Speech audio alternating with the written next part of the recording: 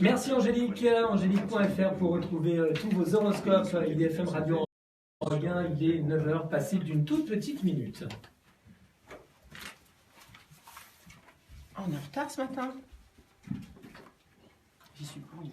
Et c'est l'heure une nouvelle fois de retrouver pour cette matinale votre dernier flash valdoisien avec Marie-Christine Cavecchi qui est nommée à la Commission nationale d'aménagement commercial. Le président de l'Assemblée départementale de France vient de nommer Marie-Christine Cavecchi membre titulaire à la Commission nationale d'aménagement commercial à Paris. La commission a plusieurs rôles. Elle examine les projets d'extension d'équipements commerciaux. Elle examine également les recours contre les avis et décisions des commissions. Marie-Christine Cavecchi portait déjà le titre de présidente du département du Val d'Oise. Poursuivons avec cette fois-ci des bugs dans la délivrance des cartes grises et des permis sur le Val d'Oise. La dématérialisation des procédures de demande de cartes grises et permis de conduire a encore de nombreux bugs à régler. Depuis novembre dernier, plus aucune demande de ce type ne peut se faire par accueil physique en préfecture ni en sous-préfecture. La démarche est faite obligatoirement via le site internet de l'Agence nationale des titres sécurisés. Le service public a reçu au total pas moins de 506 réclamations en raison de dysfonctionnement et 585 demandes d'information dans le secteur du Val d'Oise. À Sannoise cette fois-ci, et nous vous l'avions déjà annoncé, le musée de la boxe ferme. Le coup final semble bien avoir été porté puisque le musée de la boxe de Sannois, ouvert en 2005 au sein du Palais des Sports Jean-Claude Boutier, vient de fermer ses portes officiellement pour inventaire, mais il ne devrait pas rouvrir, une décision assumée par le maire Bernard Jamet, estimant que ce musée n'avait aucun lien avec l'histoire de Sannois. Le musée exposait 700 objets, dont des gants ayant appartenu à Marcel Cerdon. Et pour refermer ce flash valdoisien,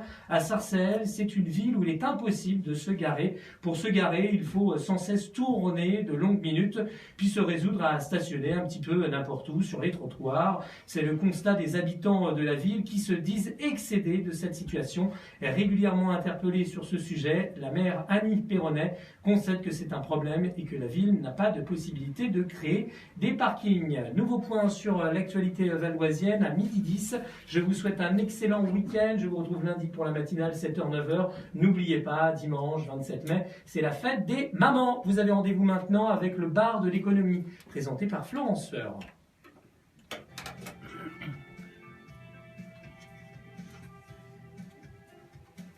Christophe, c'est vous qui restez avec nous du coup? Pardon? C'est vous qui restez avec nous? Un petit peu, je pense. D'accord. Personne à appeler? Non. Des pauses musicales à gérer?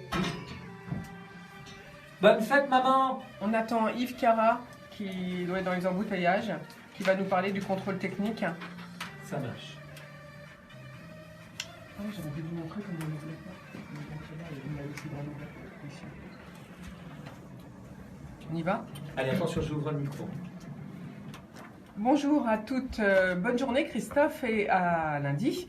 Bienvenue pour le bar de l'économie sur IDFM, en FM, en web radio ou en vidéo live via Facebook.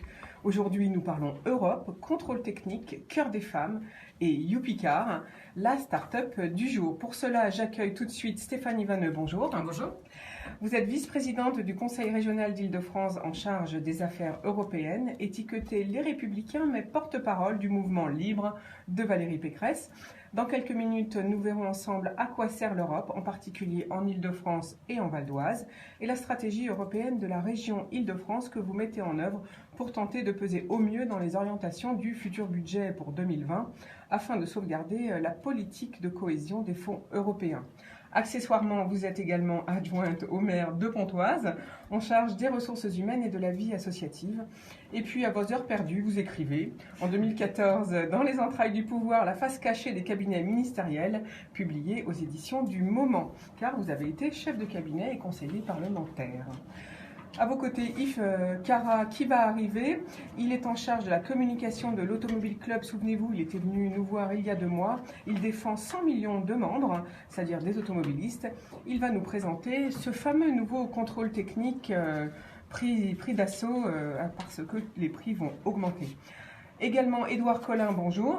Bonjour. Vous dirigez 5 concessions automobiles et lancez un nouveau service via une plateforme internet, YouPicard, on saura tout.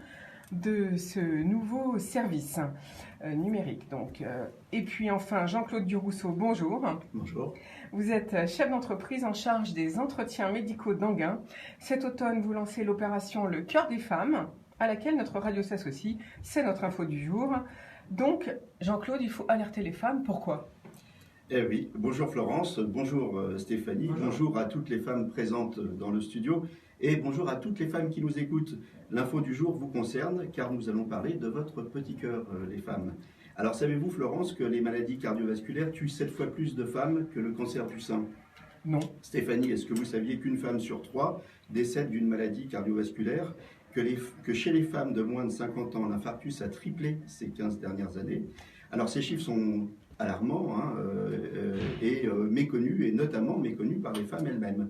Alors mesdames, c'est parce que je vous aime, eh oui, je vous aime, bah, tant mieux, que j'ai décidé de vous parler ce matin d'une opération lancée conjointement par le Conseil départemental du Val d'Oise et par la ville d'Enghien. Cette opération, ça s'appelle Le Cœur des Femmes, elle est parrainée par Marie-Christine Cavecchi, qui, en plus d'être la présidente du conseil départemental du Val d'Oise, est avant tout une femme concernée par la santé des autres femmes. Alors vous allez me dire en quoi consiste cette opération, vous allez me dire, vous ne me dites pas, mais... Je vais vous poser la question. Alors, absolument. En quoi consiste cette opération ? C'est très très simple. Pour faire reculer le nombre des femmes victimes d'une maladie cardiovasculaire, 95 femmes du 95 se mobilisent pour attirer l'attention des autres femmes sur les facteurs de risque des maladies cardiovasculaires et la montée en puissance de ces maladies chez les femmes. Alors ces 95 premières femmes qui seront sans nul doute rejointes par des centaines d'autres viennent de tous horizons. Santé, politique, chefs d'entreprise, sportives, représentantes du monde associatif. Dans un premier temps, toutes ces femmes se réuniront le 2 juillet, notez Stéphanie sur votre agenda, au conseil départemental pour une photo géante et l'enregistrement de mini-clips vidéo d'information. Ensuite, chacune d'entre elles postera la photo et les messages de sensibilisation sur ses réseaux sociaux et demandera à ses followers de partager l'info le plus largement possible. Voilà, les médias partenaires partageront aussi l'info via la toute nouvelle chaîne Télé du Grand Paris sera en direct sur l'événement. Mais c'est pas tout. C'est pas tout. Le 29 septembre, les entretiens médicaux d'Enghien donneront à nouveau rendez-vous aux femmes. Cette année, l'édition 2018 des entretiens médicaux d'Enghien sera totalement consacrée aux maladies cardiovasculaires. On y parlera hypertension, cholestérol, diabète, accident cardiaque, ça va être super gai, vous allez voir. Il y aura aussi des opérations de dépistage du diabète, de l'hypertension artérielle et des ateliers d'initiation aux gestes qui sauvent. Concernant les femmes, les EME mettront l'accent sur les facteurs de risque spécifiques. Par exemple, est-ce que vous savez qu'après 35 ans, l'association contraception contenant un oestrogène de synthèse plus tabac multiplie par 30 les risques d'infarctus. Non, on ne savait pas. Voilà, vous le savez maintenant. Merci Jean-Claude. Le plus important, donc on le rappelle, c'est le rendez-vous du 29 septembre. En fait, les femmes ne vont pas assez chez le cardiologue, c'est ça qu'on comprend dans votre interpellation d'aujourd'hui. Et donc, le 29 septembre, les entretiens médicaux d'Enghien font une opération Le Cœur des Femmes pour alerter les femmes sur tous les problèmes cardiovasculaires. Absolument. Merci Jean-Claude, on vous retrouvera en septembre, peut-être pour plus d'infos sur le déroulé de cet événement qui se passe à Enghien-les-Bains. Tout de suite une pause musicale et après on retrouve Stéphanie Vanneux pour parler de l'Europe, vice-présidente du Conseil régional d'Île-de-France.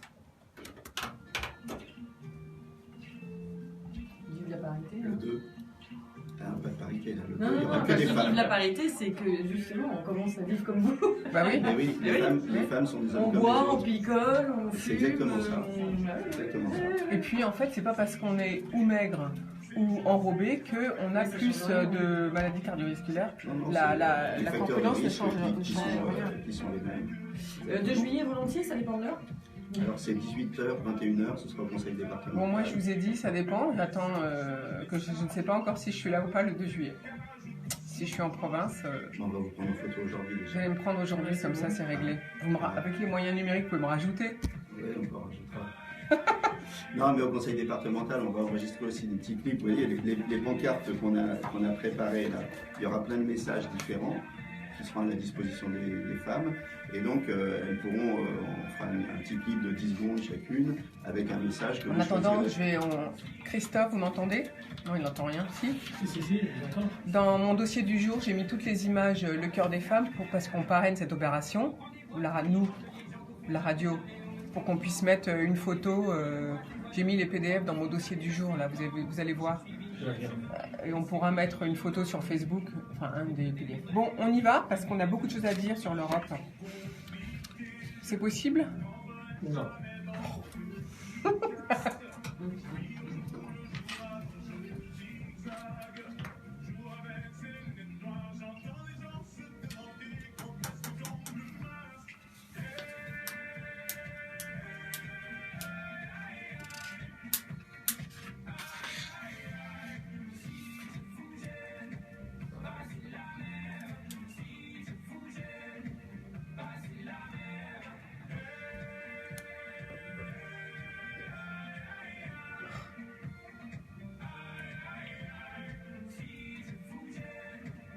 Sur IDFM, c'était Maître Gims et Vianney pour La Même, vous avez reconnu, et je sais que tout le monde adore cette chanson.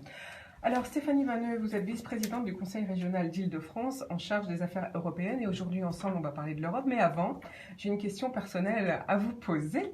Vous avez fait Sciences Po, pourquoi ce choix d'études et à quel moment avez-vous décidé de vous orienter vers la fonction donc plus politique à Sciences Po, c'est-à-dire pour devenir chef de cabinet?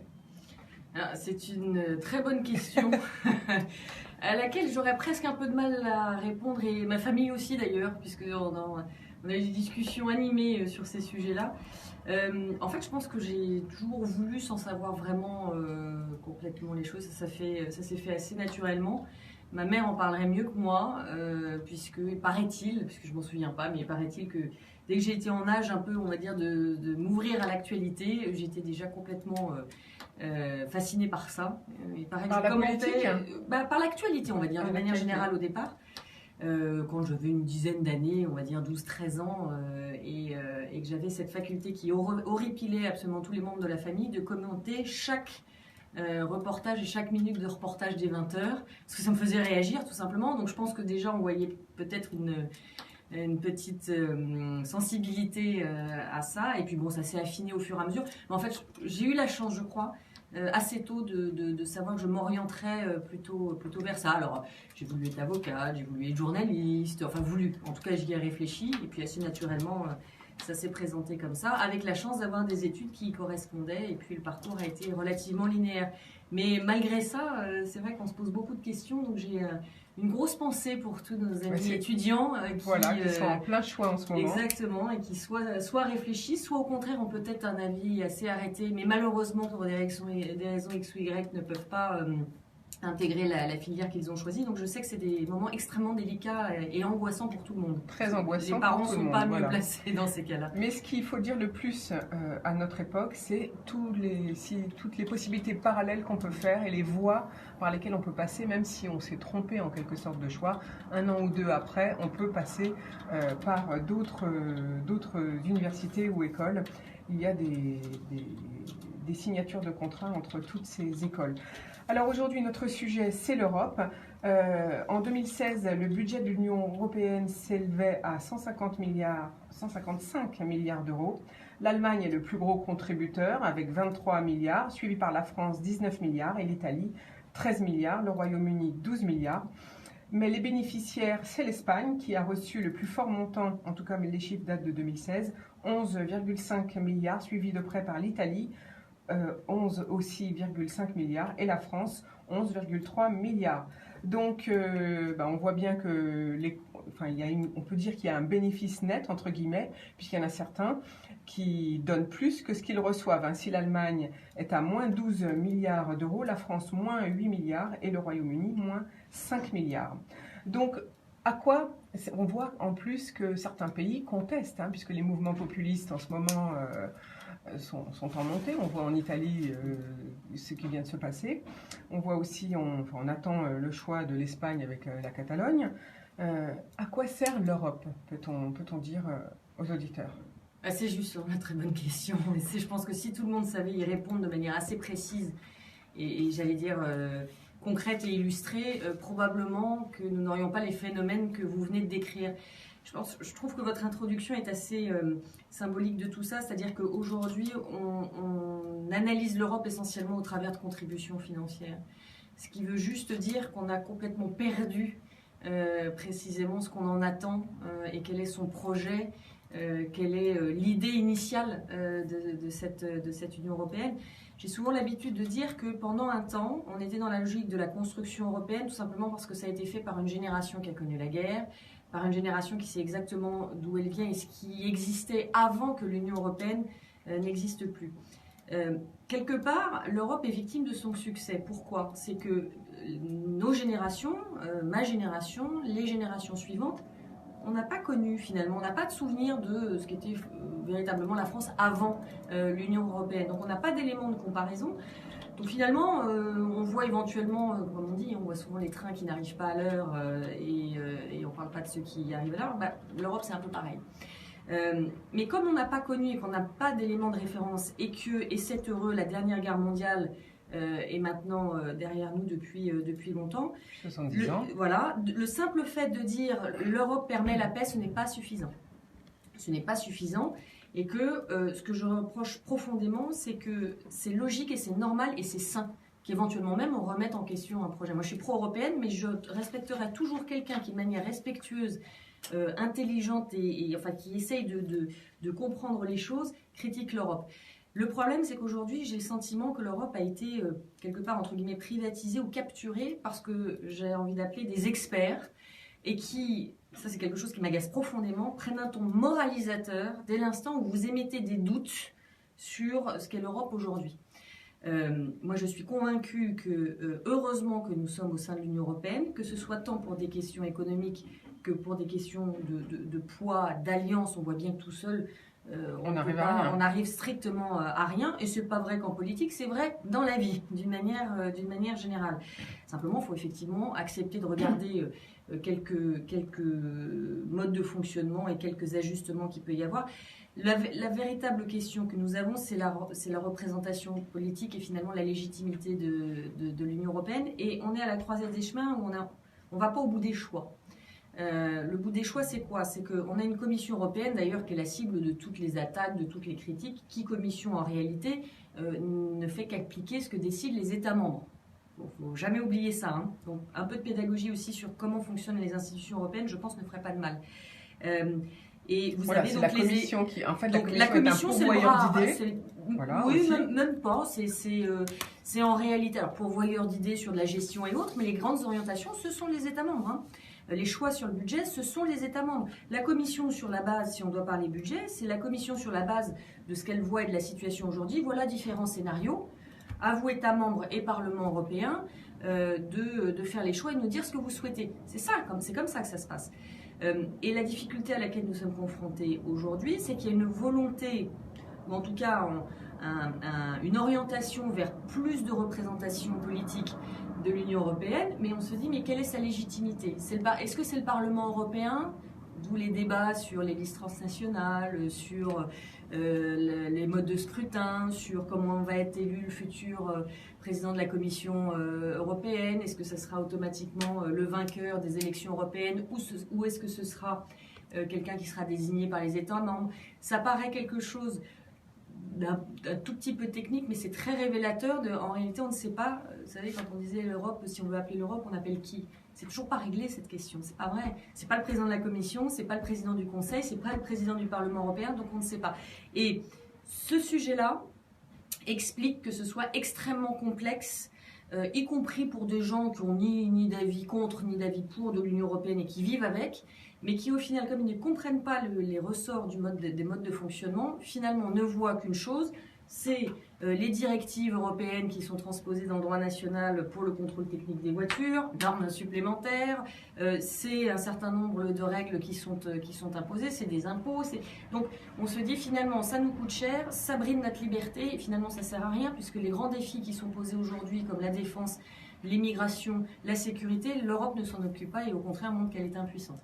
Pardon de cette grande logorée, mais je pense, en plus c'est un vrai plaidoyer parce que je pense qu'on passe à côté quelques vrais messages et à vouloir bien faire. Au contraire, on s'enferme dans des débats technico-politico, juridico, ce que vous voulez, administratifs, et qu'on perd complètement le fil finalement de ce qu'attendent les gens. En fait, il faut revenir aux fondamentaux et c'est un petit peu ça qu'il faut expliquer. C'est ça, et je pense que le fait que... alors souvent, pour dire que c'est très mal connu, j'ai eu sur les réseaux sociaux des gens qui me disent « Mais pourquoi vous parlez d'Europe? Pourquoi vous vous occupez de l'Europe au niveau de la région Île-de-France » D'abord, je trouve que c'est faire preuve d'une petite fermeture d'esprit, en tout cas un manque d'ouverture d'esprit, ça c'est le premier point. Le deuxième point, ça montre juste que vous avez des gens qui, ce qui est normal puisqu'on n'enseigne pas ou on ne l'explique pas, qui ignorent que vous avez des pans entiers de politique européenne qui sont régionalisés. Qu'est-ce que ça veut dire régionaliser? C'est que c'est justement les régions, hein, c'est pas que l'Île-de-France, c'est les régions qui en ont la gestion, qui en ont la responsabilité. Et c'est le cas des fonds structurels. Justement, Stéphanie Vanneux, en tant que vice-présidente du Conseil régional d'Île-de-France en charge des affaires européennes, c'était ma seconde question. Quel est l'enjeu pour l'Île-de-France? Et puis après, peut-être, mon autre question, ce sera pour le Val d'Oise, bien sûr. Oui, c'est le lien justement avec votre première question. C'est notre défi, la mission, c'est d'essayer de rendre l'Europe un peu plus concrète. Et de ne pas forcément rentrer dans les débats sur la démocratie, la légitimité, des grands concepts et des grands principes, et encore une fois un peu moralisateurs, sous-entendant si vous n'êtes pas pro-européen, c'est pas bien. En régionalisant un certain nombre de politiques, la Commission européenne a compris qu'il fallait qu'elle se rapproche des citoyens. Et aujourd'hui, une région comme la région Île-de-France est ce qu'on appelle une autorité de gestion, c'est-à-dire qu'elle a la gestion d'une enveloppe de 540 millions d'euros qui viennent directement de la Commission européenne. Alors les eurosceptiques vous diront « mais non, mais c'est nos impôts qui remontent et qui redescendent ». On va rentrer dans le débat, c'est le concept même de l'Union européenne. Mais donc, nous disposons d'une enveloppe de 540 millions d'euros sur 6 ans, 2014-2020, qui doivent répondre à un programme, à des thématiques, on le précisera peut-être pour le Val d'Oise. Et c'est à la région, à la fois d'élaborer le programme, donc les thématiques qui vont permettre d'être financées sur ces fonds européens, et ensuite de faire la promotion de ces fonds, d'instruire les dossiers, de s'assurer qu'ils soient bien mis en œuvre. Et je pense que c'est le bon échelon parce que on est supposé bien connaître nos territoires et surtout, je veux dire, on peut nous toucher.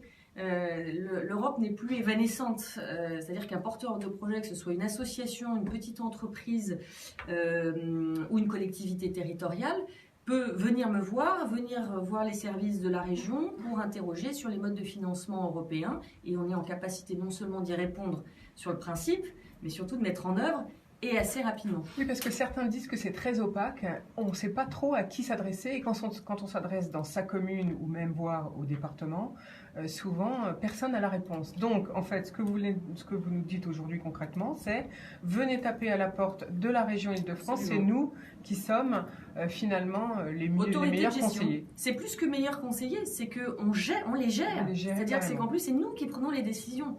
On instruit les dossiers, donc on fait connaître tous les dispositifs existants. Moi, je pense que c'est trop dommage finalement de se rendre compte que vous avez des fonds structurels européens qui ne sont pas utilisés, qui sont sous-consommés. Quand j'ai pris mes fonctions, donc on va dire début 2016, la région avait rendu 70 millions d'euros à l'Union européenne. 70 millions d'euros, c'est pas comme si on coulait sous l'or. Ils auraient pu être utilisés, ces fonds européens. Et donc, c'est la raison pour laquelle on a mis complètement sur pied une équipe. Il y avait une vingtaine de personnes, c'est quasiment 60 personnes aujourd'hui. Avec à la fois des équipes qu'on appelle de développeurs dont le boulot, c'est de pas être au bureau. C'est de circuler sur les territoires, d'aller voir les associations, d'aller voir les entreprises, d'aller voir les collectivités territoriales pour leur dire voilà ce qui existe, est-ce que vous avez envie de vous jeter dans l'aventure, est-ce que vous avez des projets qui pourraient rentrer sur ces thématiques-là. Si la réponse est oui, après un premier diagnostic, immédiatement, ces connexions vers les services de la région qui sont services instructeurs, donc qui vous aident à préparer votre dossier. Il y a même des ateliers d'écriture, donc vraiment n'importe qui est pris par la main, des ateliers d'écriture, et ensuite c'est la région qui instruit. Et on a considérablement baissé les délais d'instruction, ça paraîtra toujours trop long, mais on est aujourd'hui à 6 mois, ce qui est rapide, finalement relativement rapide au regard quand même des obligations administratives qui existent. Donc on a bien compris, merci pour cette information très pratique. Si on a un projet, qu'on soit association, entreprise ou même particulier ou collectivité. Ah non, pas particulier, justement. Pas particulier, donc pas les étudiants. Non, alors c'est une précision importante. Sur les fonds structurels européens, ne sont éligibles, ce qui est déjà beaucoup, hein, mais les associations, quelles qu'elles soient, tout dépend du projet. Les PME, pas les grands groupes, mais les PME, TPE, les artisans, et puis donc les collectivités territoriales, là encore, quelle que soit leur taille. En revanche, les particuliers, les étudiants ne peuvent pas monter de dossier sur fonds européens parce que c'est des dossiers qui doivent avoir quand même une certaine taille. Mais j'invite les étudiants, par exemple, puisque c'est le sujet, éventuellement, s'ils ont des projets, à s'adresser pour le coup à la région hors fonds européens, puisque nous avons un certain nombre de dispositifs, de bourses et autres, qui peuvent peut-être les intéresser. Et parce que les Français n'utilisent pas beaucoup justement le système Erasmus pour profiter justement des possibilités de partir en Europe. Alors on va peut-être prendre quelques exemples, bien sûr en Val d'Oise, puisque nous sommes la radio du Val d'Oise, qui ont pu bénéficier de ce type d'aide européenne. Peut-être, je pensais, moi, il me semble que le Fab Lab de Cergy-Pontoise. Absolument. Est-ce que vous pouvez expliquer un petit peu Alors déjà, là aussi un chiffre, je ne veux pas vous abreuver de chiffres, mais quand même de dire qu'il y a une implication réelle de l'Europe sur le territoire et sur un territoire comme le Val d'Oise, puisqu'en cumulé, hein, les différents fonds structurels européens directement investis dans le Val d'Oise s'élèvent aujourd'hui à un peu plus de 10 millions d'euros. C'est pas rien. On peut toujours vouloir plus, mais ce n'est pas rien. Et effectivement, il y a différents projets qui en ont bénéficié, dont le Fab Lab à Cergy-Pontoise. Le principe, c'est quoi? C'est, j'allais dire, de mélanger, ou en tout cas de mettre dans une même pièce, des étudiants, des chercheurs, des chefs d'entreprise, finalement des créateurs, j'ai envie de les mettre sous ce terme générique, pour s'apporter à la fois, vous savez, c'est la tectonique des plaques, ou alors c'est les comment on appelle ça, les électrons qui s'entrechoquent, et c'est là où on trouve les bonnes idées. Et c'est là où se produisent finalement, c'est Facebook ou Google dans un garage, c'est un peu le même principe, et d'encourager comme ça la recherche, la création et l'innovation, ça fonctionne. Je crois que le Fab Lab de Cergy ne désemplit pas. On verra si demain il y a l'innovation qui bouleversera nos vies pour les 5, 10 ou 15 prochaines années, mais en tout cas c'est ça l'objectif.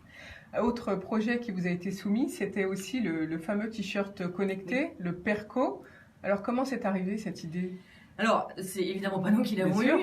En l'occurrence, c'est une start-up hein, qui est associée avec un laboratoire de recherche. Ce qu'il faut comprendre dans la logique européenne, c'est qu'on cherche beaucoup des alliances. Ces dispositifs ne sont pas faits pour quelqu'un ou une association qui travaillerait tout seul. C'est la culture européenne, c'est de travailler à plusieurs. Donc quand on monte un dossier, il faut être plusieurs. Si vous êtes plusieurs, c'est mieux. C'est pas rédhibitoire d'être seul, mais c'est quand même mieux. Et notamment sur ces sujets là encore de recherche et d'innovation. Et là, nous avons une start-up de Levallois-Perret de mémoire. Qui s'est associé avec un laboratoire de recherche pour faire un t-shirt connecté et intelligent, et notamment pour lutter contre le mal de dos. Et je pense que beaucoup de vos auditeurs sont peut-être concernés par ce mal chronique, et qui, grâce donc aux fonds européens qui incitent à la recherche, sont en train, ont trouvé la technique et sont en train de le développer, et on arrive au stade de la commercialisation, c'est dire le chemin qui a été parcouru. Alors, il y a un autre projet qui m'a un petit peu interpellée, qui n'a rien à voir avec une start-up, c'est la réhabilitation d'une cité. C'était pour Argenteuil et Osny, je crois. Oui. En fait, c'est le principe des fonds structurels, c'est que les différentes thématiques, parce qu'on ne finance pas tout loin de là. Hein, donc, il y a des projets qui sont rejetés. Ah, bien sûr, parce qu'elles ne correspondent pas à une thématique. Par exemple, et c'est j'allais dire mon drame personnel, c'est que je pense que là où on se trompe, c'est que les fonds structurels européens aujourd'hui ne financent pas ou quasi pas d'infrastructures. Dans le Val d'Oise, on voit bien avec ce qui s'est passé sur le viaduc de Gennevilliers qu'il y a des vrais sujets en la matière, et je pense que pour les années à venir, il va falloir se reposer la question de savoir... Pourtant, les fonds européens financent les routes, mais pas l'infrastructure. Pas en France. Ah non, pas en France. Pas en France. C'est-à-dire en Espagne, effectivement, les autoroutes ont été financées. En Grèce. Voilà, mais pas en France. Et je pense que c'est un vrai sujet, puisque nos infrastructures, malheureusement, nous avons la démonstration, ont pris un sacré coup de vieux. Et le numérique, c'est bien, mais les infrastructures, c'est bien aussi et c'est nécessaire. Je reviens à mon sujet initial. Donc, le sujet réhabilité. Donc, sur les différentes thématiques, voilà. vous avez, on en a parlé, la recherche, l'innovation, la création d'entreprises, mais vous avez tout un volet également environnemental qui touche tout ce qui est la biodiversité, mais aussi les rénovations thermiques. Parce que quand on parle de réhabilitation, en réalité, on est sur le volet énergétique, où vous avez des vraies passoires sur un certain nombre de bâtiments qui eux aussi vieillissent. Et c'est la raison pour laquelle vous avez une enveloppe assez importante qui permet justement ces réhabilitations. Ça a été le cas, vous l'avez dit, à Argenteuil, ça a été le cas à Osny, et plus largement en Ile-de-France, nous avons beaucoup de demandes en la matière. Alors, quels sont les autres domaines dans lesquels on peut faire des appels au Fonds européen? Vous avez cité l'innovation et l'énergie. Qu'est-ce qu'il y a d'autre? Donc, vous avez l'innovation, la création d'entreprises, vous avez tout ce qui relève de la lutte contre le décrochage scolaire et la formation qui permet l'insertion dans l'emploi. Vous avez, donc j'en ai parlé, la réhabilitation énergétique. Et puis, vous avez la préservation de la biodiversité. Donc c'est le volet environnemental qui permet certes, idéalement d'avoir des infrastructures, mais de garder quand même un peu d'arbres et d'oiseaux. Donc c'est quand même très précis. C'est assez précis. C'est la raison pour laquelle c'est important, avant de se lancer dans l'aventure, d'être en contact avec les services de la région pour qu'il y ait un premier diagnostic. Et moi, les consignes que j'ai données, c'est que je préfère qu'on dise tout de suite oui ou non, mais qu'il n'y ait pas de fausses attentes. Ou alors retravailler votre projet. Ou alors le retravailler, ou alors en trouver tout simplement un autre sur une thématique qui soit ouverte. Élément, Florence, important aussi, juste en termes de procédé, c'est que nous fonctionnons par appel à projet. C'est-à-dire, c'est que même si vous avez un projet en janvier, vous venez nous voir en janvier et on vous dira, écoutez, là c'est pas ouvert, on ne peut pas déposer en permanence. On lance des séries d'appels à projets. Alors ils sont récurrents, il y a 3-4 séries de lancement d'appels à projets par an. Mais en revanche, on fonctionne par appel à projet, ce qui veut dire qu'il faut se tenir informé d'un appel à projet ouvert. Et ensuite, c'est très simple, il faut sur le site internet de la région marquer une manifestation d'intérêt et ensuite les services. Merci d'avoir été aussi concrète, Stéphanie Vanneux. Je rappelle que vous êtes en charge, vous êtes vice-présidente du Conseil régional d'Île-de-France, en charge des affaires européennes. On a bien compris donc comment il fallait porter un projet au niveau de l'Europe. Il faut attendre les appels à projets et il y a des domaines. Vous pourrez réécouter sur Facebook notre entretien d'aujourd'hui. Dernière question quand même au niveau de l'Europe. Travaillez-vous au niveau de la région Île-de-France avec d'autres pays européens? Oui, c'est indispensable. C'est indispensable, c'est ce que je vous disais. C'est d'ailleurs, on parle souvent de la perte d'influence française. Elle est à la fois réelle, mais on garde quand même une certaine influence. Mais cette difficulté, elle est liée essentiellement au fait qu'on a un problème de culture. On a tendance à travailler tout seul. Or, en Europe, pour être efficace, il faut avoir des alliés, il faut avoir des alliances, il faut travailler avec d'autres pays ou d'autres régions. C'est la raison pour laquelle, par exemple, la région Île-de-France, on a noué des partenariats. Alors, vous l'avez cité, une d'entre elles où c'est un tout petit peu compliqué en ce moment, mais avec la région Catalogne, où ça fonctionnait très très bien avant le référendum. Bon, là, on va dire que c'est un peu en stand-by pour des raisons évidentes, mais on travaille également de manière très étroite avec la Bavière, la région de Munich. Pourquoi? Parce que nous avons des intérêts communs, nous avons des modes de fonctionnement communs, et c'est évidemment quand on est à plusieurs, représentant des zones géographiques assez étendues et représentant différents pays européens, qu'on est davantage entendu au niveau de l'Union européenne. J'étais pas plus tard qu'hier à Bruxelles pour être auditionnée par la Commission sur nos recommandations, notre retour d'expérience sur les fonds européens. Et juste, je vous donne cette anecdote pour vous expliquer comment ça fonctionne. J'ai un conseiller du Premier ministre hongrois, pas hongrois, roumain, qui est venu me voir en disant écoutez, votre retour d'expérience nous intéresse. On a fait un cahier d'acteurs pour voir comment les fonds structurels étaient ressentis. Ça nous intéresse, mais de la même façon, nous, on a une approche totalement différente. Peut-être qu'on serait en capacité de vous inspirer, de vous donner des idées sur votre futur programme. Voilà comment ça fonctionne dans la vraie vie de l'Union européenne, mais ça suppose qu'on puisse en parler. Et je tenais vraiment à vous remercier de m'avoir donné cette occasion, parce que c'est pas si souvent, parce que ça reste une question qui est perçue comme technique. Merci beaucoup Stéphanie Vanneux, c'est nous qui vous remercions d'être venus aujourd'hui. Je vous proposerai de revenir à l'automne, j'ai encore plein de questions, mais place aux autres sujets du Avec jour. plaisir. Et puis on va vous laisser respirer avec une belle pause musicale. Je vous propose d'écouter la très belle voix de Rag & Bone avec son tout nouveau titre Arrow. Je vais aller chercher Yves Cara qui attend.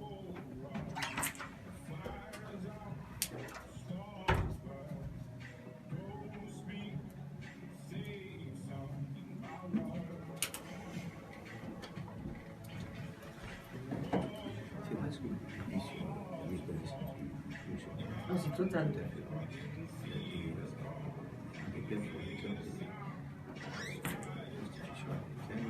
Tiens, vous allez prendre le micro qui est là-bas au fond. Bonjour. Et celui-là, il fonctionne là-bas au fond, le micro. Bonjour. Je vous présente Yves Cara. Bonjour. Salut et bonjour. Ils sont cachés derrière Florence. Ouais. Ils ont peur. Laura Passero aussi, hein. Parce que pour avoir l'intérieur, je peux vous dire. Ça va, c'est la dernière fois, ça se passe bien. Mais Très bien, parfait. Par contre, Christophe, vous pouvez tirer le micro parce que du coup, dans la caméra, le pauvre, il a le micro. au niveau Il le mettre à plat. Ah, celui-là. Il a le. Non, il faut mettre à plat le. Voilà, merci. Double, hein. Je veux voir la transposition nationale, je veux voir la transposition régionale. On n'est pas déçus. On n'est pas déçus parce que tous les emmerdements viennent de nos décisions.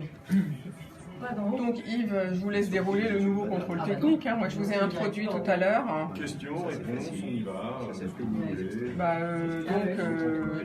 Est-ce que vous Il y a des allez... questions d'auditeurs, non? Combien de points? Non, je n'ai pas de questions d'auditeurs en Si vous avez particulier. des questions, n'hésitez Vous avez pas. des questions sur le contrôle technique? Je connais par cœur. Non. Les 133 points. Ouais, alors moi j'insiste pas sur les chiffres, ça parle Non, mais pas, je pense. il y a combien de- C'est vrai, C'était ça une parle joke. Non, mais il y a combien de nouveaux points au niveau du contrôle? C'est pas une question. Pourquoi un nouveau contrôle technique alors? Ah, pour faire chier le monde. Directive Voilà. C'est européenne. uniquement pour ça, pour prendre du pognon et faire chier le monde. J'ai bien résumé? Ouais. C'est pas trop vulgaire? Non, je vais expliquer. Non, c'est vrai que tout le monde s'affole. Là. Apparemment, toutes les sociétés qui font du contrôle technique, elles sont bookées à mort. Non, elle l'était avant le dimanche, mais... Maintenant, ça y est, c'est trop tard. Ouais, voilà, comme tout le monde l'a fait avant, au contraire, il va y avoir un petit vide, on va pouvoir négocier, parce qu'il n'y a pas de prix fixe, quoi. Il y a des choses à faire. Ah, il n'y a pas de prix fixe, je croyais que c'était un forfait à 80 €. Non, il n'y a pas de prix Parce fixe. qu'avant, c'était un Non, prix fixe. Non, ça dépend de la voiture, et il y a libre concurrence, on peut très bien faire jouer les centres auto, hein. Ah, d'accord. Ouais, les centres de contrôle. Non, il n'y a pas de prix fixé par l'État. Bon, on y retourne parce que comme on rend l'antenne à 57, il faut que tous les deux ils aient le temps de parler. Oui, cocher, ça, 57. C'est Yves Cara qui parle. Voilà. Il a 10 minutes. Non, Non, 2 non. minutes. Il a pas 10 besoin de 10 C'est minutes. trop, vous vous rendez pas compte. Surtout pour nous dire qu'on va payer. Bon, d'accord. Alors, on a le temps. Bon, bah, Christophe, on a le temps de laisser la musique alors. Ouais, comme vous voulez, moi. Vous n'êtes pas obligé de mettre le casque. Hein. Ouais, il n'y aura pas de... Nous voici de retour sur IDFM. Vous venez d'écouter Rag & Bone avec son nouveau titre Euro. Yves Cara. Oui, bonjour. Bonjour Yves. Alors, vous représentez l'Automobile Club de France. Alors, Pourquoi Association. Association, bien sûr. Automobile Club. Pourquoi donc un nouveau contrôle technique? Pourquoi je ne reprendrai pas les mots que j'ai dit pendant le disque, parce que c'était un peu grossier. C'était pour embêter, remplir les poches, non pas du tout. Oui, il fait un petit peu peur ce nouveau contrôle technique. Alors d'abord, c'est une directive européenne, hein, c'est pour harmoniser les contrôles techniques des pays européens. Elle date de 2014, donc voilà, on aurait pu le faire avant, on aurait pu le faire après, on a choisi 2018 pour le faire. Donc ça veut dire que si on achète une voiture à l'étranger, on a les mêmes contrôles partout? Alors pas encore, c'est pas encore tout harmonisé, ça date de 2014, on a des premiers à le faire, mais la tendance est à harmoniser voilà, tous les contrôles techniques en Europe. Vous savez, l'harmonisation européenne au niveau auto, elle n'est pas encore faite là aussi, hein, malheureusement. Alors on aimerait que ce soit le cas sur les charges sociales ou autres, mais vous voyez, pour l'automobile, on y va petit à petit. Donc dans ce nouveau contrôle technique, en fait, ce qui fait très très peur, et je vais aller tout de suite au plus anxiogène, ce sont les défaillances, puisqu'on ne parle plus de défauts, mais de défaillances critiques. Voilà. Défaillances critiques, là aujourd'hui, là, si j'amène ma voiture à, mettons, 10 h du matin pour un contrôle technique, on décèle une défaillance critique, j'ai jusqu'à minuit aujourd'hui pour conduire ma voiture. Après, je ne peux plus. Donc Mais ça ça l'emmener fait- à un endroit où elle a fait réparer. Ça fait très court comme délai. Ouais, ça fait très court. Et justement, il y a une incohérence. Alors, ça fait peur. Alors, d'abord, les solutions, hein, pour ne pas être anxiogène. Les solutions, c'est de ne pas se trouver dans cette situation. Donc, d'emmener sa voiture, si on a un petit doute, à un pré-contrôle chez un garagiste qui regarde si vraiment on peut être dans une défaillance critique, sachant qu'une défaillance critique, dans les textes, hein, Dieu sait que j'ai tout lu, j'ai pas pu tout retenir, il y a plus de 800 points de contrôle, c'est une mise en danger quasiment si vous reprenez le volant. Donc il faut la réparer tout de suite. Alors, moi ce que je dis au nom de l'Automobile Club, c'est soit elle est dangereuse, on la met sur une dépanneuse et vous la touchez plus, soit vous me laissez une semaine pour réparer. Mais une urgence amène forcément un coût supplémentaire parce que vous n'avez pas le temps de faire des devis et puis les garages qui seront à côté, je ne sais pas qui vont en profiter, hein, tout le monde bien sûr, hein, mais voilà, il y aura une petite tendance à, si je la répare d'une façon urgence, c'est comme SOS plombier, vous allez le payer plus cher. Donc voilà, c'est un petit peu le problème. Donc la solution, alors il y en a plusieurs des solutions hein, pour être assez tranquille avec ces contrôles techniques. D'abord d'entretenir et de contrôler sa voiture régulièrement. Ça c'est vraiment important, il fallait le faire avant. Pour des raisons effectivement de contrôle technique, mais d'abord de sécurité. Faites le tour de votre voiture régulièrement, voir si tous les feux marchent, parce que si vos feux stop ne marchent pas à l'arrière, moi je roule en moto, j'en vois beaucoup, c'est dangereux, vous ne savez pas si vous freinez, et on ne peut pas les voir. Donc voilà, c'est des choses à faire. Levez le capot de temps en temps, voir si une durite de frein n'a pas une fuite, voir si le bocal de liquide de frein n'est pas au-dessous du minimum. Ça c'est un contrôle majeur maintenant, pas c'est une défaillance majeure. Et c'est rien, ce serait juste à remettre du liquide. Mais si vous en remettez, ça veut dire qu'il y a une fuite. Donc il faut aller voir. Vous voyez, c'est vraiment lié à la sécurité. Si vos freins sont en mauvais état, c'est dangereux. Si vos pneus sont en mauvais état, c'est dangereux. Ça peut être une défaillance critique. Donc voilà, pas d'affolement. C'est pour votre sécurité. Ça coûtera un petit peu plus cher. Il est vrai que la voiture d'étudiant qu'on pouvait se payer à quelques milliers d'euros, à 2000 euros, 2000 euros, voilà. Ça va être un petit peu plus compliqué. Ouais. N'empêche que moi j'ai un ami qui a une voiture de 20 ans, il l'a fait contrôler au contrôle technique et il n'a pas de souci, elle roule encore parce qu'il l'a toujours bien entretenu. Ce qui peut d'ailleurs amener un autre problème. Moi je la passe au contrôle technique, cette voiture de 20 ans, elle va bien, et j'aurais peut-être pas le droit de rouler en ville avec. Je pense qu'au niveau juridique, il y aura peut-être des problèmes. Oui, là on a un autre souci qui va arriver. Notre service juridique s'y penche d'ailleurs, parce que je trouve que voilà, c'est pas tout à fait normal. Bien sûr, moi j'habite dans Paris, hein, on ne veut plus de pollution, on ne veut plus. Effectivement, il faut aller vers moins de consommation de produits fossiles, on est tout à fait d'accord. Mais il faut y aller à un certain rythme, pas trop vite, et surtout pas encore en lésant les Français. Alors moi je parle des Français, hein, pas seulement des automobilistes, parce qu'on les tous directement si on possède une voiture, ou indirectement si on n'en possède pas, mais qu'à un moment donné, on utilise un véhicule à moteur thermique de 4 euros, même Michelin si vous voulez, qui est diesel. Donc il faut arrêter cette hypocrisie de dire les automobilistes, c'est pas une caste à part, c'est tous les Français. Donc voilà au niveau du contrôle technique. Donc pas d'affolement, ça coûtera un peu plus cher, un peu plus d'entretien. Mettez les mains dans le cambouis au propre comme au figuré. Ça veut dire que les Français n'entretiennent pas suffisamment leur voiture en fait? Non, pas du tout, j'ai pas dit ça. Mais ça veut dire qu'il faudra être un petit peu plus attentif pour que ça coûte un petit peu moins cher. Alors maintenant, si vous êtes adhérent à l'Automobile Club, nous, avec un partenaire, vous l'amenez et il vous contrôle déjà 12 points de sécurité. Donc c'est déjà un premier pré-contrôle. Combien il y en a dans ce nouveau contrôle technique de points à faire vérifier? Ouais, alors moi je rentre pas trop plus d'une centaine, c'est ça? Oui, voilà, plus d'une centaine. Ce qu'il faut surtout retenir, c'est qu'avant, il y avait des défauts mineurs et des défauts majeurs. Défauts mineurs, merci monsieur, écoutez, vous repartez avec votre voiture, tout va bien, vous surveillez juste ça. Défauts majeurs, vous aviez 2 mois pour réparer, comme c'est le cas actuellement. Il y a beaucoup de défauts mineurs, comme par exemple, je vais prendre cet exemple, un caoutchouc de pédale de frein qui est usé. C'est un défaut mineur. Aujourd'hui, c'est un défaut majeur. Il faudra le remplacer dans les 2 mois avec une contre-visite. Mais on n'appelle plus ça des défauts majeurs, on appelle ça des défaillances. Des défaillances, vous avez raison, pardon, des défaillances, effectivement. Donc, voilà.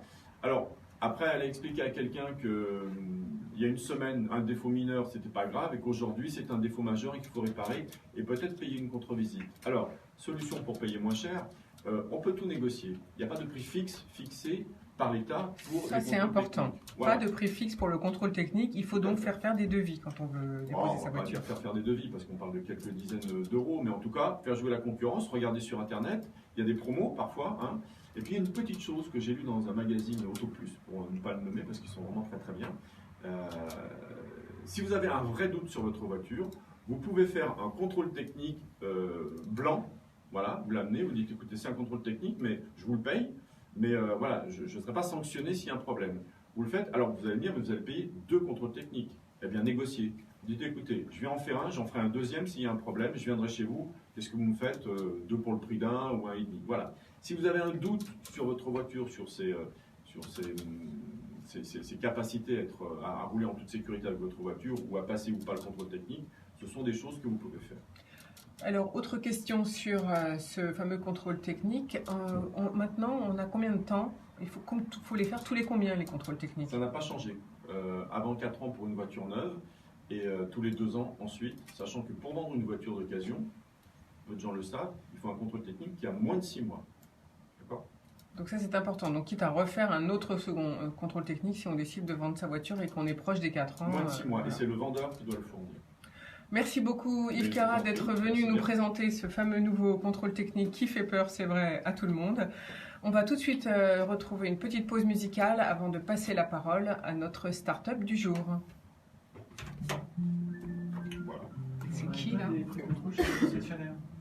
Si, j'ai dit qu'on pouvait faire des Vita contrôles chez un garagiste, alors concessionnaire ou pas. Non, mais en effet, parce que nous, pour le coup, alors en effet, ça fait une manne supplémentaire. Je suis concessionnaire. Et donc, en fait, le prix qu'on peut faire. Toujours pas faire. Ça tombe bien. Non mais ça fait le lien entre l'Europe et la voiture.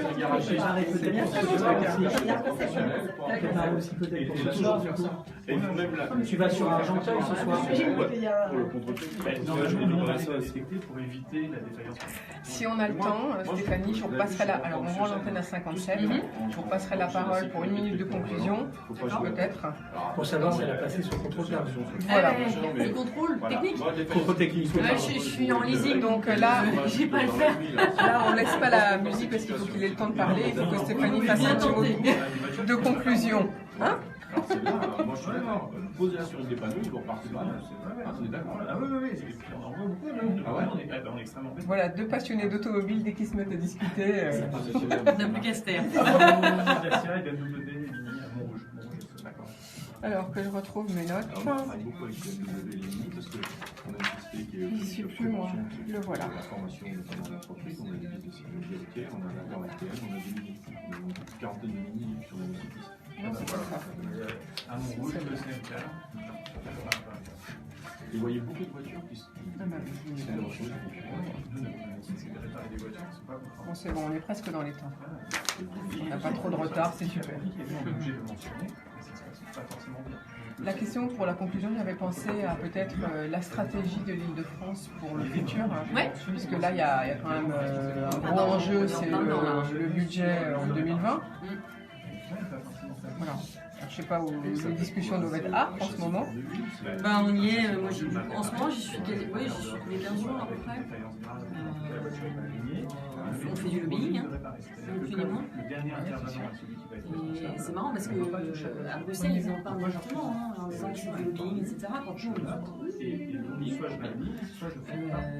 non mais quand je parlais de culture, c'est frappant, notre perte d'influence, elle est là.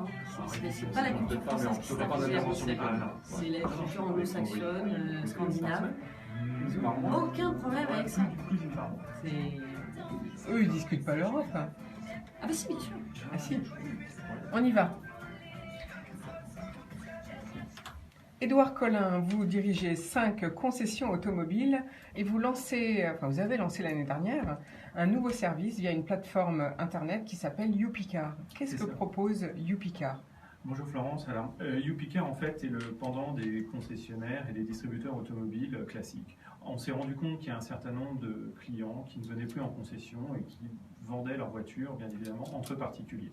C'est le marché d'ailleurs le plus important. Ce qu'il faut savoir, c'est que le marché des voitures neuves est environ 2 millions, plus de 2 millions de voitures neuves en France. par an, en France, et le marché des voitures d'occasion est un peu plus de 5 millions.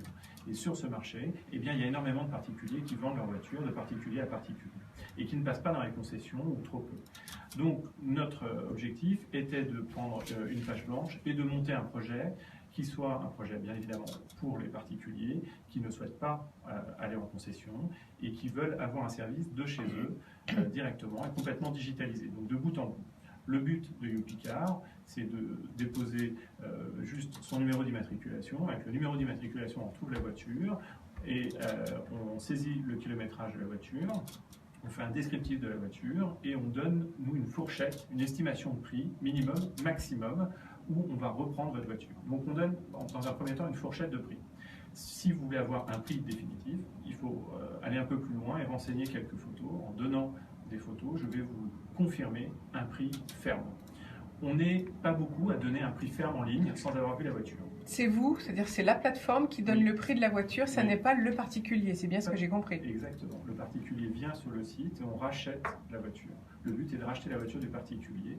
Et pour ça, eh bien, il va saisir, il a un parcours client en ligne qui va lui permettre de décrire sa voiture, contre quoi je vais lui donner une fourchette dans un premier temps et un prix ferme dans un deuxième temps. On est les seuls à faire ça avec un prix ferme assez rapidement. Le but est d'éviter de mentir aux particuliers, d'éviter de le faire venir avec un prix qui soit haut pour en fait lui faire le tour de la voiture et lui expliquer que sa voiture ne vaut rien ou pas tout à fait le prix qu'on lui a donné 2 jours avant. Voilà le parcours. Le but est d'éviter du déceptif, c'est-à-dire qu'en effet on est un peu brutal, mais on va donner le prix. Et le prix il est ferme et notre engagement c'est de payer la voiture sous 24 heures. Donc à la limite, quelqu'un qui veut vendre très rapidement sa voiture, il a plutôt intérêt de saisir votre proposition. Oui, moi mon engagement est ferme sur le mail. Une fois que le particulier a réceptionné ce mail, alors en plus le petit point clé important c'est qu'on fait tout chez le client, chez le particulier, c'est-à-dire qu'il fait ce diagnostic de sa voiture en ligne, on va lui envoyer une expertise qui va venir chez lui, c'est un expert, c'est mon spécialiste auto qui va se déplacer, faire le tour de la voiture, prendre les photos et avec ça, on va pouvoir confirmer, lui donner un prix ferme. S'il est d'accord, on envoie quelqu'un récupérer la voiture et sous 24 heures, eh bien, on paye le particulier. Voilà le processus. Merci Edouard Collin. Yves Cara a une question à vous poser. Oui, une question. Alors, vous avez un prix, mais si j'achète une voiture chez vous, le prix baisse, augmente, la reprise est comprise dans le prix, comment ça se passe? Alors, c'est très simple. Le but de ce service, YouPicard, est juste du rachat simple. Le but était juste de racheter la voiture à un particulier sans pour autant lui proposer ou lui faire miroiter une voiture. C'était ça, et c'est ça notre engagement. C'est-à-dire qu'on veut éviter l'amalgame entre votre voiture n'est pas très belle, mais je vais vous donner un prix un petit peu supérieur, contre quoi vous m'achetez une voiture neuve ou une voiture d'occasion. Notre première stratégie ou objectif était d'abord de racheter la voiture du particulier. Après, bien évidemment, si vous voulez acheter une voiture d'occasion ou une voiture neuve au sein de mon groupe sur l'ensemble des marques que je représente, il n'y a pas de problème, on sait très bien faire. Mais notre première objection, c'était voilà, donc en fait, on rentre dans une deuxième négociation. Exactement. Et qui est d'ailleurs pas du tout la même. Là, je vous rappelle que totalement dissocié. Complètement dissocié. Est-ce que c'est possible ça? Et c'est possible. Aujourd'hui, on a racheté un peu plus de 300 voitures. Allez, ça s'est fait complètement sur le web, digitalisé, et les personnes ne sont pas venues dans les concessions. Voilà, ce qui est intéressant, c'est que vous prenez en charge la voiture donc complètement, et le particulier n'a plus du tout à se déplacer en concession, ni à se déplacer. On parle vraiment de service à domicile, bravo. Alors, c'est notre slogan, c'est de chez vous en toute sérénité. Donc vous ne vous basez pas seulement sur le contrôle technique, vous envoyez quelqu'un à domicile malgré le nouveau contrôle technique. Oui, alors le contrôle technique est un frein, oui et non, c'est soit un déclencheur pour éviter de passer au contrôle technique. Ce qui a été dit, ce qui est très clair, c'est que de toute façon, une fois que j'ai acheté la voiture, si je veux la revendre, moi-même étant vendeur, donc à partir de là, je dois passer le contrôle technique pour revendre la voiture. Donc ça, c'est une obligation légale qui nous incombe en tant que professionnel de l'automobile. Et sur YouPicard, comme je revends les voitures après, je dois me conformer à cette nouvelle législation. Donc il n'y a pas de problème là-dessus, bien au contraire, ça permet d'avoir des voitures beaucoup plus propres et ça légitime le travail du professionnel sur la rénovation des voitures. Alors on va rappeler l'adresse du site internet. youpicard.com, c'est très simple. Alors Youpi, le but de Youpi, c'était d'avoir quelque chose de plutôt festif et d'avoir quelque chose de clivant. C'est pour ça qu'on a travaillé sur le nom. Bien évidemment, à côté de cette activité, on est des professionnels de l'automobile, on connaît parfaitement le monde de l'automobile, si ce n'est que sur YouPicard, tout est en ligne et dématérialisé. Vous reviendrez d'ailleurs nous parler du marché de l'automobile dans une prochaine matinée. Merci beaucoup Edouard Collin. Un petit mot de conclusion par Stéphanie Vanneux. J'avais envie de vous poser la question, quelle est la stratégie de la région Île-de-France pour l'Europe? La première chose, c'est de ne pas rester tout seul. Ça peut paraître évident, mais ça va mieux en le disant. Ne pas rester tout seul, ça veut dire quoi? Ça veut dire travailler avec les autres régions françaises. Or, la région Île-de-France est souvent un peu isolée puisqu'elle est un peu différente des autres. On dit Paris, le reste et le désert français. Donc nous, on est dans une logique de dire on travaille avec l'ensemble des autres régions de France, premier point. On travaille ensuite avec l'ensemble des autres grandes régions d'Europe. J'en ai cité 2, la Catalogne, la Bavière, mais nous regardons également avec la région de Milan actuellement. Enfin, on est en train de nouer un certain nombre d'alliances. Et puis surtout, et c'est je crois ce qui manque plus généralement au niveau national, c'est de la présence à Bruxelles, et non pas pour critiquer, mais pour proposer. sur la base de retours d'expérience, de manière très concrète, en disant voilà, nous on n'est pas là à la limite pour faire de la politique gauche-droite, c'est pas le sujet, on est là pour dire voilà ce qui fonctionne moins bien, et voilà comment on pourrait l'améliorer. Ça peut paraître très, très, très prétentieux, mais c'est comme ça qu'on le vit au niveau de la région. On se base vraiment, mais j'allais dire presque comme une entreprise qui a des clients, qui a des consommateurs et qui est satisfait d'un produit ou pas. On est exactement dans la même démarche en disant cette politique de fonds structurels, elle est bonne, ce budget européen, il est bon. Maintenant, c'est probablement un peu les tuyaux qu'il va falloir élargir pour rendre ça plus compréhensible et plus facile d'utilisation.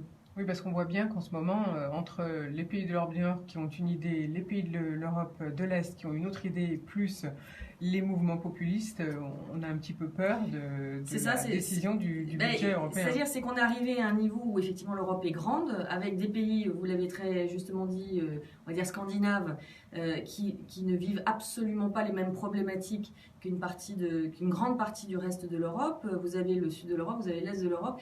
Et puis vous avez le fameux noyau central des 6, et ce sont autant de logiques et de problématiques différentes. Ce qui veut dire que d'essayer de trouver des solutions à ce niveau-là, probablement ça sera extrêmement difficile. En revanche, de procéder exactement à l'inverse, à savoir de revenir sur ce qui fonctionne, parce que c'est aussi des éléments de discours. On parle toujours de l'Europe pour dire ce qui ne va pas, mais il y a des choses qui marchent et qui marchent bien. Très bien. Et on ne le dit pas assez. Donc l'idée, c'est vraiment de faire remonter ces belles expériences. Et je vous assure que faites parler une PME qui a réussi à sortir un produit totalement innovant, ou faites parler une association comme Initiative 95 sur les créations d'emplois, des vraies belles histoires entrepreneuriales qui ont été rendues possibles par les fonds européens, ça vaut tous les discours de la Terre. Merci beaucoup Stéphanie Vanneux d'avoir été avec nous aujourd'hui. Merci Jean-Claude Durousseau, merci Édouard Collin et merci Yves Cara. À bientôt sur l'antenne. En tout cas, nous, on se revoit, on s'écoute dès lundi matin, 9h, pour un nouveau bar de l'économie. Bonne journée, profitez du week-end. Je crois que c'est l'été, on annonce 32 degrés dimanche. Au revoir et bonne journée. Super. Une petite photo vite fait, les filles, pour le cœur des femmes, là.